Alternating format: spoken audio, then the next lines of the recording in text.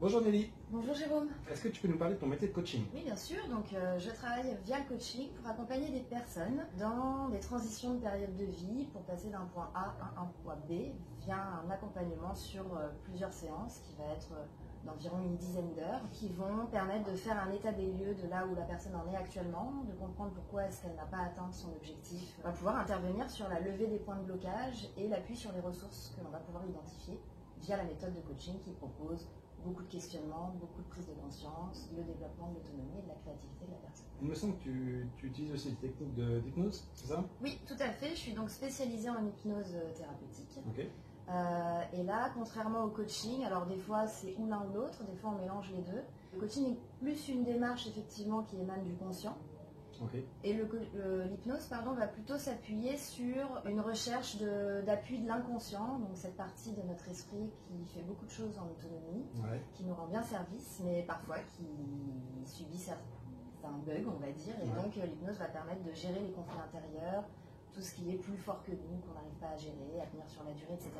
Pour en fait venir créer une cohérence mentale et pouvoir optimiser le résultat, en fait, là aussi, toujours dans le but de l'atteinte de l'objectif. Pour la plupart de nos clients qui viennent perdre du poids, en fait, est-ce que l'hypnose, ça pourrait être une solution pour les aider à cette perte de poids?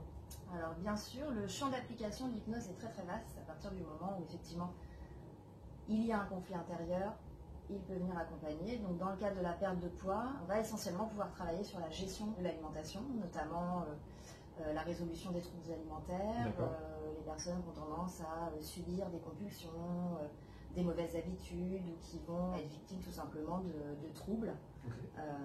On va justement travailler là-dessus pour permettre en fait à l'inconscient de récupérer cette fonction primaire qui est l'alimentation au titre de nourrir un corps et non de nourrir nos émotions. Si moi j'ai des habitudes alimentaires particulières qui m'empêchent en fait de perdre du poids, si j'ai bien compris, ça va m'aider en fait assez facilement à couper en fait ces habitudes, ces croyances un petit peu limitantes qui font que je suis toujours dans ce réflexe en fait à manger, je dis n'importe quoi, du pain ou du fromage ou du lait, des produits qui ne sont pas forcément bons pour ce que j'ai besoin. Est-ce que c'est ça que ça veut dire? C'est que si j'y arrive pas moi tout seul avec mon mental à me dire non, je veux pas manger ça parce que je sais que c'est pas bon mais j'y arrive pas, c'est là où ça intervient. Voilà, c'est là où ça intervient. Okay. Voilà, c'est l'hypnose vient répondre très souvent au j'ai envie de faire un truc ou j'ai envie d'arrêter quelque chose mais c'est plus fort que moi et j'y arrive pas. Okay. Et en fait c'est sans doute que la configuration au niveau inconscient elle est pas établie.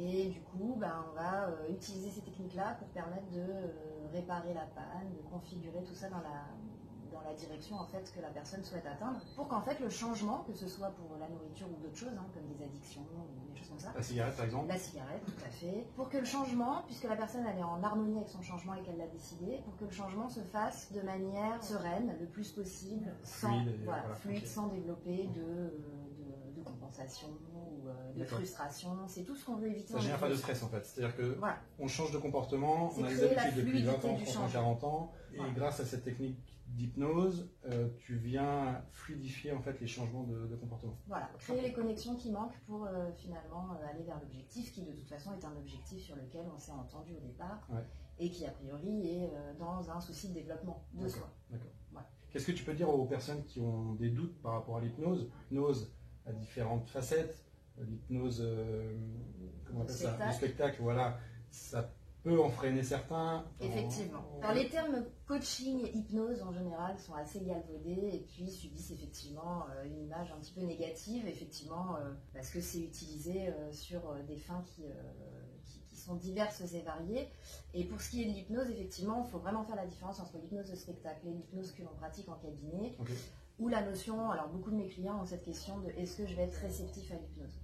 La question de la réceptivité à l'hypnose en hypnose thérapeutique, elle va dépendre essentiellement de l'engagement au départ de la personne. Est-ce qu'elle est éclairée sur son choix? Est-ce qu'elle est impliquée? Est-ce qu'elle est motivée? Et une notion de motivation et de volonté est encore quelque chose d'assez aléatoire en hypnose. On va parler surtout d'engagement. Parce que c'est vraiment quelque chose que je ne sais pas comment faire, j'y arrive pas, mais voilà. Et à partir de ça, on va pouvoir s'appuyer sur des techniques qui sont individualisées. On est en face à face. Okay.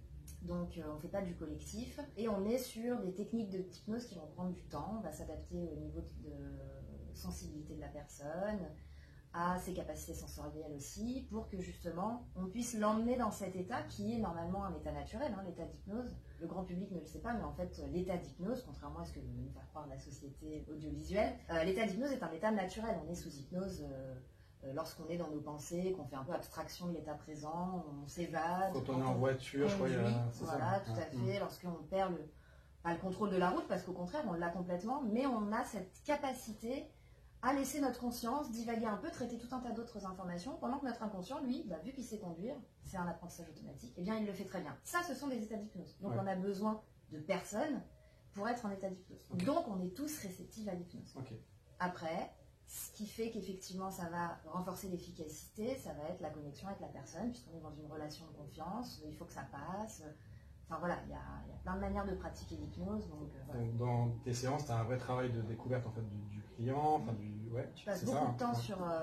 les séances se passent globalement en 3 temps. Il y a un vrai temps d'échange où je pose des questions, j'ai un questionnement guidé pour aider la personne aussi à pouvoir parler de ce qu'elle vit et de ce qu'elle attend. Moi, ça m'aide à comprendre, à récolter tous les éléments nécessaires derrière à l'adaptation de ma séance. Et avant de générer la séance, entre l'échange et la séance, j'ai toujours une petite dizaine de minutes sur qu'est-ce qu'est l'hypnose, un peu comme je viens de te l'expliquer, mais de manière un peu plus détaillée, selon aussi les attentes de la personne et du sujet dont on parle. Je ne vais pas présenter l'hypnose de la même manière selon qu'on est sur tel sujet ou tel sujet. Dernière question, qu'est-ce que tu préfères en fait dans ton activité, dans ton métier? Qu'est-ce qui te passionne le plus? J'ai envie de dire que ce qui me passionne, c'est la rencontre avec les individus, la diversité des personnalités, la diversité des problématiques qui font que même sur une problématique identique exprimée par 10 personnes, en fait, on va voir que derrière, il n'y a pas les mêmes tenants, les mêmes aboutissants, il n'y a pas les mêmes enjeux, et du coup, il y a vraiment... tous les jours, c'est nouveau. Voilà. Et ça, j'adore ça, parce que, pour moi, c'est la diversité, c'est hyper important, c'est ça qui nourrit aussi le métier, et puis, derrière, d'avoir effectivement... les retours des clients qui ont atteint leurs objectifs. On avait des témoignages tout à l'heure qui étaient... C'est hyper motivant, ça donne envie de poursuivre son métier. On se dit qu'on est peut-être la bonne personne au bon endroit pour certaines attentes. Et ça, c'est ça que j'aime particulièrement dans mon métier. Bon, super. Et d'être à l'écoute beaucoup. Voilà.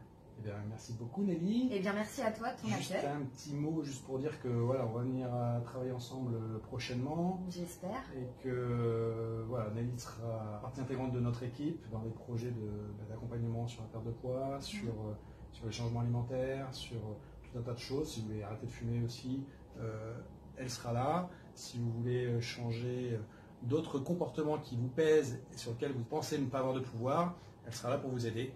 Donc on lui souhaite la bienvenue et puis je vous dis à très bientôt. Merci beaucoup.